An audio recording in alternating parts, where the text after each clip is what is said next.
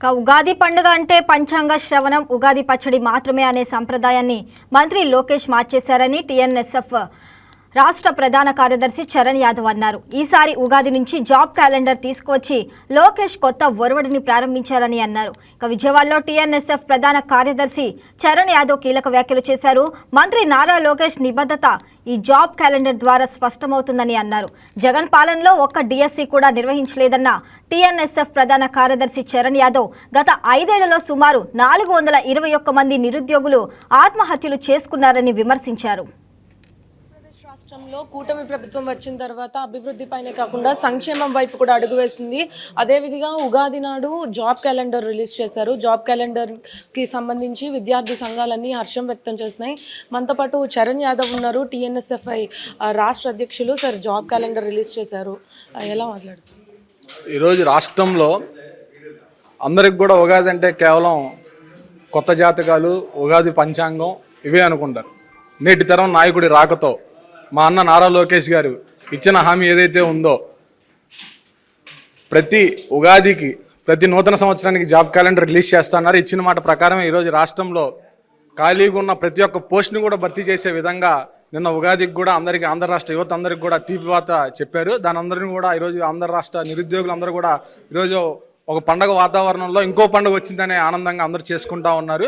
ఏదైతే గడిచిన 20 నెలల్లో 6,27,375 ఉద్యోగాలు ఎలా అయితే భర్తీ చేశారో, అలాగే ఏదైతే కూటమి ప్రభుత్వం చెప్పిందో 20 లక్షల ఉద్యోగాలు కూడా భర్తీ చేయడానికి కూటమి ప్రభుత్వం సిద్ధంగా ఉంది. గడిచే 3 ఏళ్ళు ఏదైతే ఉంది, 3 ఏళ్లలో కూడా ఖచ్చితంగా నిరుద్యోగ రహిత ఆంధ్రప్రదేశ్గా మారబోతుందని చెప్పి యువతంతా కూడా నమ్ముతూ ఉన్నారు. గత 5 సంవత్సరాలు చూసుకుంటే డిఎస్సి ప్రకటించారు. 40 లక్షల మందికి కూడా జాబ్ ఇచ్చామని కూడా జగన్మోహన్ రెడ్డి చెప్పారు. అసలు ఎంతవరకు అది సఫలమైందండి? జగన్మోహన్ రెడ్డి జాబ్ ఇచ్చా అని చెప్పుకునే దాని బదులు జగన్మోహన్ రెడ్డి ప్రభుత్వంలోనే ఎన్సీఆర్బీ రిపోర్ట్ ఇచ్చింది. ఆయన ప్రభుత్వంలో, ఆయన గడిచిన 5 ఏళ్ల ప్రభుత్వంలో 4,100 మంది నిరుద్యోగులు ఈరోజు రాష్ట్రంలో ఆత్మహత్య చేసుకుంటే ఈయన ఎంతమందికి ఉద్యోగాలు ఇచ్చాడు? ఈరోజు జగన్మోహన్ రెడ్డి ఇచ్చింది శూన్యం. జగన్మోహన్ రెడ్డి నిజంగా తన 40 లక్షల ఉద్యోగాలు ఇచ్చుంటే వైట్ పేపర్ రిలీజ్ చేయమనండి, ఎవరెవరికి ఇచ్చారో చెప్పండి. ఈరోజు జగన్మోహన్ రెడ్డి ఇచ్చింది శూన్యం. దానివల్లే కదా ఆంధ్ర రాష్ట్రంలో నిరుద్యోగ ఆత్మహత్యలు ఫస్ట్ టైం ఎప్పుడూ లేని విధంగా నిరుద్యోగ ఆత్మహత్యలు జరిగినాయి జగన్మోహన్ రెడ్డి గవర్నమెంట్లో కదా. ఈ నిరుద్యోగ ఆత్మహత్యలుగా మేము ఆ రోజు దాన్ని మేము ఎవరైనా తీసుకోవాలా? అవి కేవలం ఆ రోజు జగన్మోహన్ రెడ్డి చేసిన హత్యలేవి.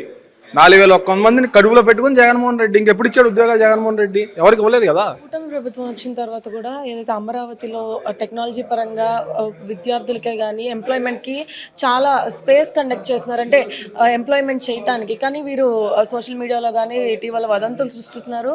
అదంతా ఎందుకు యూజ్ కాదు, ఐటీలు రావు అమరావతికి అంటున్నారు. ఈరోజు జగన్మోహన్ రెడ్డి ఇచ్చిన ఉద్యోగాలు దాన్ని మీరు అడిగిందని నాకు ఇప్పుడు గుర్తొచ్చింది. జగన్మోహన్ రెడ్డి ఇచ్చాడు ఉద్యోగాలు, అప్పుడు ఇలా ఇప్పుడు ఇచ్చాడు. ఏవి? అలా పార్టీలో ఉన్న నాయకులకి పేటీఎం కూలీ సంఘాల్లో ఉద్యోగాలు ఇచ్చాడు. కేవలం జరగందాన్ని జరిగిందని చెప్పుకోవడంలో జగన్మోహన్ రెడ్డి ఎక్స్పర్ట్. ఆ విధంగా ఆయన ఐటీ పనిచేసి తప్ప ఇప్పుడు ప్రస్తుతం ఐటీ ఏం నడుస్తుంది, రాష్ట్రానికి ఏం వస్తున్నాయి, ఎన్ని వేల లక్షల కోట్లు ఈరోజు రాష్ట్రంలో పెట్టుబడి పెడతా ఉన్నారు, దాని ద్వారా ఎన్ని లక్షల ఉద్యోగాలు రాష్ట్రానికి వస్తాయనే విషయం జగన్మోహన్ రెడ్డికి ఏం తెలుసు? ఆయన తెలిసింది శూన్యం. ఆయన కేవలం ఇప్పటికి కూడా ఏదైతే సజ్జల గారి స్క్రిప్ట్లు ఉన్నాయో ఆ స్క్రిప్ట్లు చదువుకోవడానికి తప్ప, ఆ బెంగళూరు ప్యాలెస్లో పబ్జీ ఆడుకోవడానికి తప్ప ఆంధ్ర రాష్ట్ర నిరుద్యోగుల గురించి ఆయన ఆలోచించింది లేదు, ఆలోచించబోయేది కూడా లేదు. ఆయనకి తెలిసింది ఏదైనా ఉందంటే బెంగళూరు ప్యాలెస్లో పబ్జీ ఆడుకోవడం, తాడేపల్లి ప్యాలెస్కి వచ్చి ఓదార్పు యాత్రలు చేసుకోవడం. సో ఫైనల్లీ జాబ్ క్యాలెండర్ గురించి యువత దీన్ని ఎలా ఉపయోగించుకుంటారని ఫైనల్గా ఏం చెప్తారు?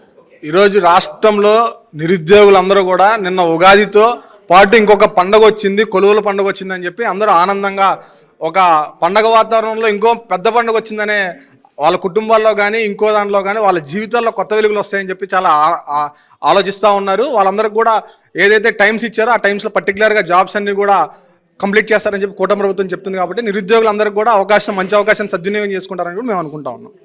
సో చూసారు కదా, ఉగాది పండగ రోజున ఇంకో పండగ కూడా వచ్చింది. జాబ్ క్యాలెండర్ రిలీజ్ చేశారు.